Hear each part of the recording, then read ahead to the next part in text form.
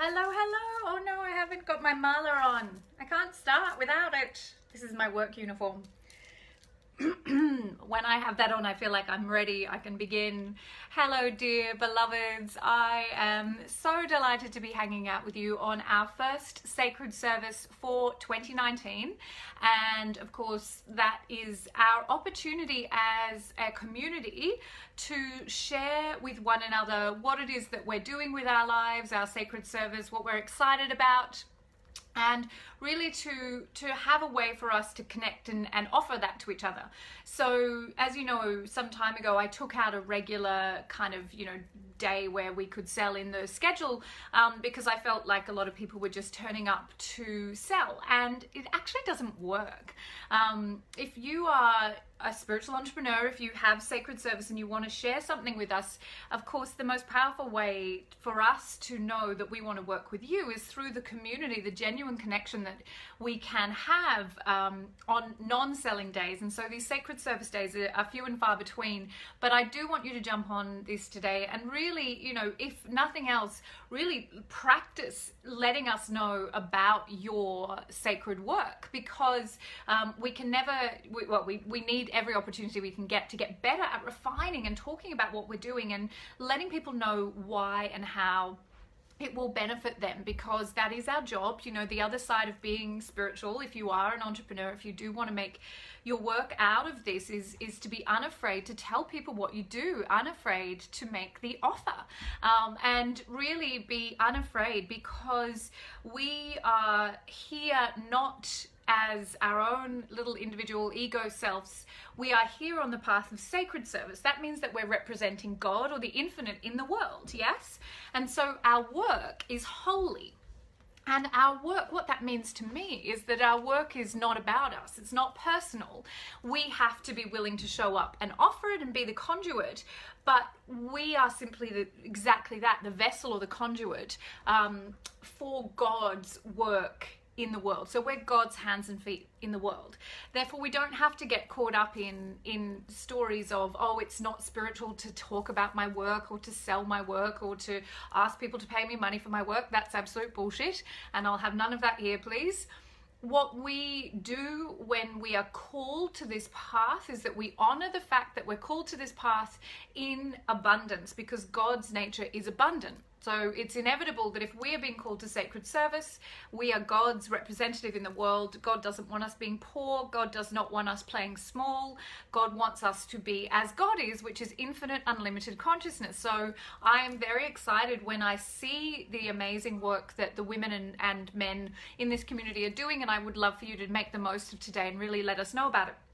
Don't be disheartened if no one buys directly from you today, because another part of this is community building, and it is about being willing to keep showing up consistently in this group so that we can hear more about you, we can get to know you, we can learn about why we should invest our time and energy in you, and really give yourself the opportunity to be seen in this group, not just showing up on days where there isn't an offer. Because every day that you show up and let us see you, we're like, wow, she's amazing. I either really want to work with her, or I know someone who wants to work with her. I've got something that she needs, or whatever it is. We're creating networks and connections by showing up consistently, not just on Sacred Service Day. So that's just a little primer about Sacred Service Day, but I've come in because I do have an offer for you, and I'm so freaking excited about it. I'm also busily playing with my beautiful new Kim Newing Mama Bliss Mala. This is the High Priestess Mala that all of the new incoming priestesses are receiving in the 3rd level. So that's just a little shout out to Kim, because I'm obviously meant to share it because I'm holding on to it today. It's very beautiful. That's obsidian, no, that's moonstone and morganite with a beautiful little hamsa. Isn't that gorgeous? Just gorgeous. So yes, all of the incoming priestesses get themselves one of these. But what I want to talk to you today, kind of extending on from what I've been saying, is to talk about sacred leadership. And of course, this is because I do have a brand new 4-part training that is beginning on Monday, the 21st. It is unlike anything I've done before. Usually, if you want to hang out with me, it's a minimum 3-month commitment, or up to now 18 months. It's absolutely, I don't let people just kind of casually hang around me.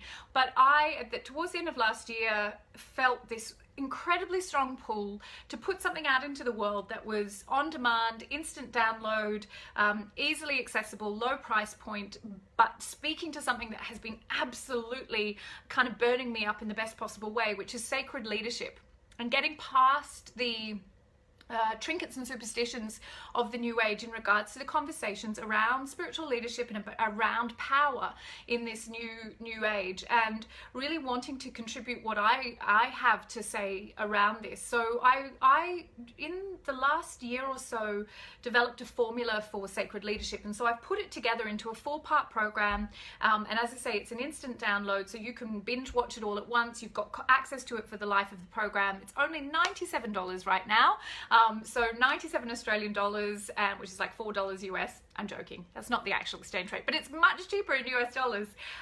It will go up to $197 on Monday. So that's the early bird price until Monday. The code is HP launch. That's also on the website. We're not hiding it. You can go to the website and find the code to get the discount. But let me talk to you a little bit about whether this is right for you, because spiritual leadership is an archetype. It's an energy that we're often drawn to as people on the path of sacred service, and it's also a path that we're often terrified of. So on the one hand, we're pulled towards it. We feel this yearning to go big, to really expand into the world, and we feel this absolute kind of desire to embody the spiritual leader or the sacred leader. And on the other, we can subconsciously be rejecting it through our actions, through our through our words and through our deeds all of the time. And I want to talk about why. What's going on here? What is it about sacred leadership that's scaring us and making us potentially sabotage our own path of the spiritual leader? So I want to clarify a few things. This program is for people who identify as spiritual leaders. Now, isn't introductory, it's not basics, it's not taking you through the 1, 2s and 3s. It's actually very much a spontaneous kind of outpouring of everything that I wanted to say about leadership. My year-long program, third level, is an entire year of training as a spiritual leader. So this is really, if you like, just a masterclass. It's just an intensive 4-part. The videos are not long, the practices are not complicated, primer, and it's really for those who are on the path of spiritual leadership and want some professional development, really want to support themselves and scaffold themselves. But it is also for the aspirational spiritual leader. So you may go, well, actually, I'm not a spiritual leader yet. I kind of feel attracted to that idea as well as repelled by it. I don't think I'm going to be ready for that. But in fact, it is going to speak to you wherever you are. And I think for those of you who are on the path of spiritual leadership already, you'll access it at a very high level, but everybody will gain something from this. So I want to talk about that paradox, that conundrum of why we are drawn towards this and why we're repelled by it. When we are called towards the path of the spiritual leader, which is almost all of us who are drawn to this path of sacred service, almost all of us, regardless of how willing we are to admit it, are called to leadership. And then we get really confused because we look around the world and we see how power has been abused. We see the patriarchy in which we live. We don't feel safe to embody our power. I have talked about the reasons why we don't feel safe elsewhere, but I want to focus today on why internally we have this battle, pull and push, tugging toward, or being pulled towards and then pulling away from the path of the spiritual leader. What spiritual leadership means to me is to be the fullest demonstration of what you are, which in other words means to inhabit yourself as God. When you're born into this life, you are optimized to become the full expression of God consciousness in the world. That is your birthright. That is what you're optimized for, exactly as the acorn seed is optimized to become the full acorn tree given the right conditions. And spiritual leadership is innate within each and every one of us, because those who can lead must. And those who are willing to lead are being born onto this planet in bigger numbers than we've seen in any other generation, because there is 7 billion people on this planet, the majority of which are in darkness, who believe that fear is real, do not know they have a choice, have no idea what engineering consciousness means. And so when we are called towards our own spirituality and our own awakening, we automatically become attuned to the archetype of the spiritual leader.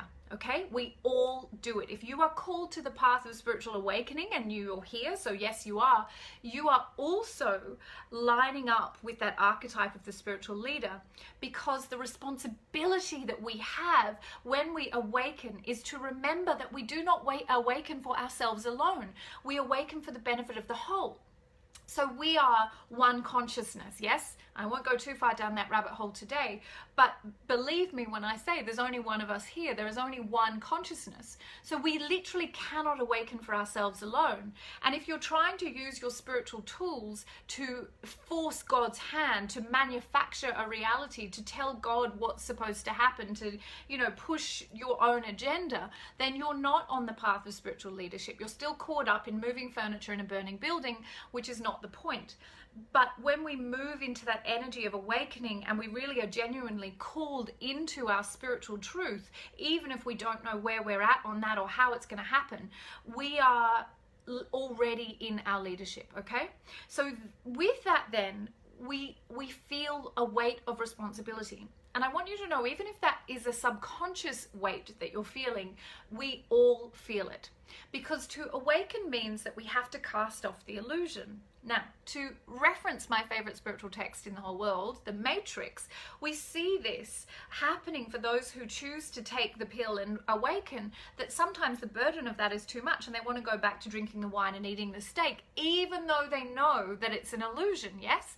And so we are left in this kind of half asleep, half awake state where we can't forget what we know, but we don't want the burden of responsibility of being awake, because suddenly we don't get our comfort zone anymore. Yeah, we don't get to sit inside our comfort zone anymore because we have seen what others have not yet seen, and we now have a responsibility. Now that responsibility isn't standing on your soapbox on the corner and trying to convert everyone to your faith. The responsibility now is to live in congruence, to be congruent between your faith and your actions.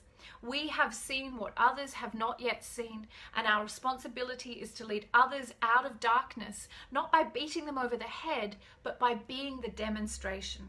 And as the living, breathing demonstration, that is how we lead. So leadership has nothing to do with us trying to attain a position of authority over somebody else and forcing them or encouraging them or rewarding them to follow us obediently. That is patriarchal power, yes? And that's what we think of when we hear the word power. So I want you, every time you think of that model of power, power over somebody, put the word patriarchy in front of it, because we need to bring innocence back to the word power, because power is innocent.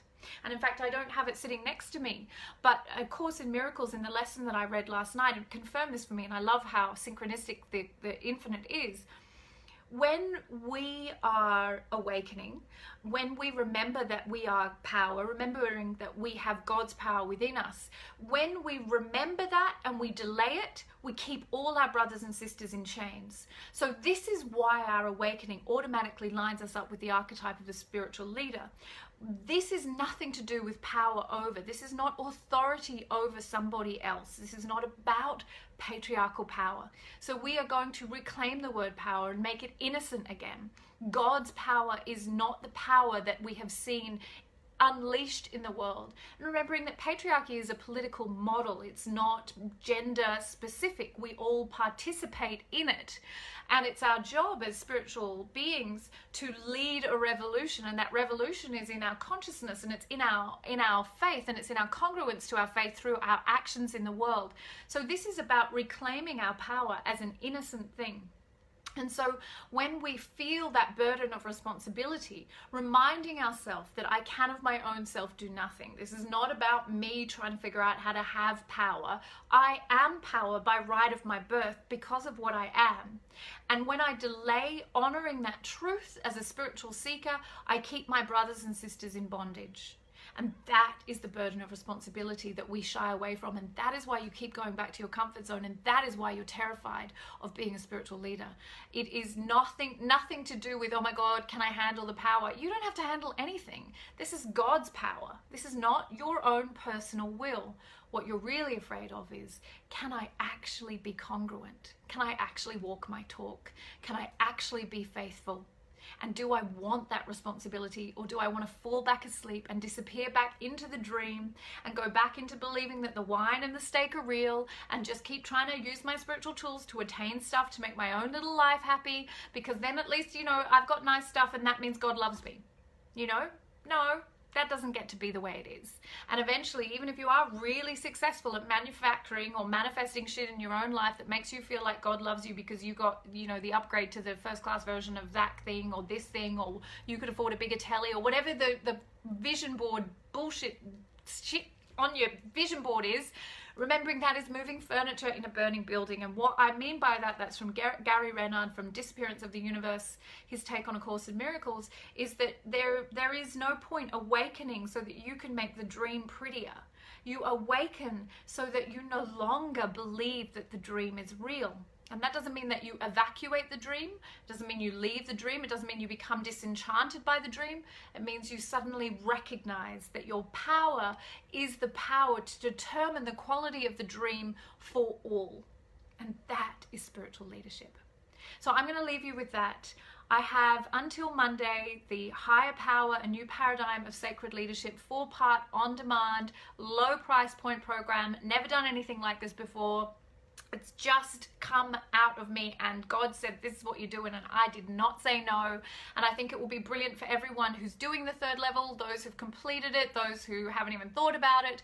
It is a primer for the 3rd level, definitely. You may feel that you want to then go on and spend a year, but it's also, you know, I've had just today some of the most amazing spiritual leaders who are in the world already, don't need to do more than this, enroll in this course, because as spiritual leaders, we also know that we need to keep investing in our professional development. And this is a new take on understanding spiritual leadership. It is a specific formula. It's my formula for spiritual leadership. And I believe that with this knowledge, we can feel safe to inhabit our power without causing harm. And I think this is a really important thing for us on this path, is to feel safe that we will not continue to perpetuate the horror that we see around us, but we create a new paradigm.